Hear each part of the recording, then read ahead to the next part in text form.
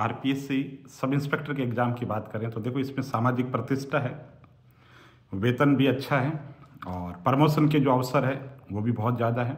और सबसे बड़ी मैं अगर बात करूं तो इस एग्ज़ाम के अंदर देखो विश्लेषणात्मक क्षमता नहीं चाहिए, वस्तुनिष्ठ परीक्षा है। अच्छे तरीके से जो टॉपिक है उसको समझिए, उसको याद कर लीजिए, उससे संबंधित एमसीक्यू क्वेश्चन जो है वो ज़्यादा से ज़्यादा मिलाइए।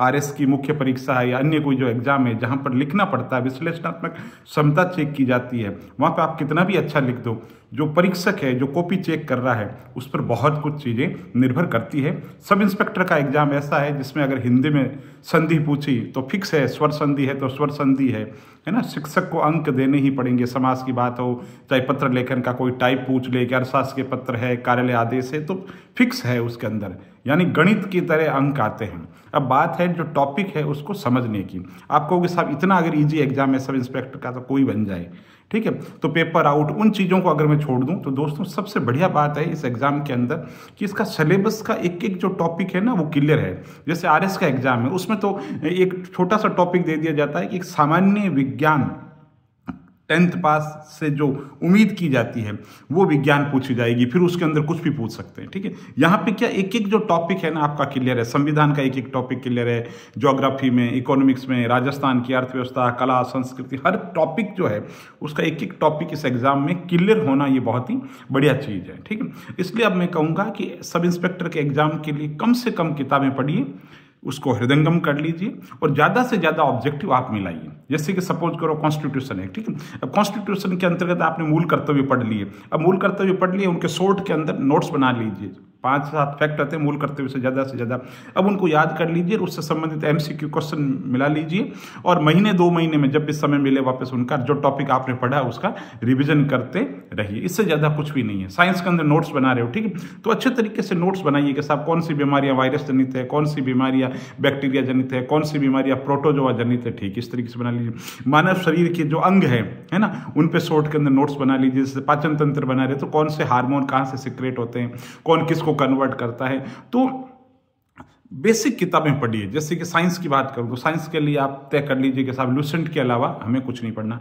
संविधान के अंदर एम लक्ष्मीकांत के अलावा कुछ नहीं पढ़ना, ज्योग्राफी की बात है तो जो सिलेबस के टॉपिक लग रहे हैं वो महेश बर्णवाल पढ़ना है, राष्ट्रीय आंदोलन के स्पेक्ट्रम पढ़नी है और प्राचीन काल और मध्यकाल के ज़्यादा कुछ नहीं पढ़ना, लुसेंट वाला जो पोर्शन है वो ज़्यादा से ज़्यादा वो पढ़ना है। करंट अफेयर्स के लिए मूमल और प्रतियोगिता दर्पण है वो पढ़नी है, ठीक है। राजस्थान की जो अर्थव्यवस्था है, राजस्थान की कला संस्कृति है, उसके लिए एकमात्र अगर गाइड की बात करूं तो जो बाकी पसंद है आपकी कॉलेज बुक सेंटर की बुक है तो वो पढ़ सकते हैं मनहर कोठड़ा की। इसके अलावा आपको लगे ही नहीं मैं तो और डेप्थ में जाऊंगा तो आप लक्ष्य से गाइड पढ़ सकते हैं।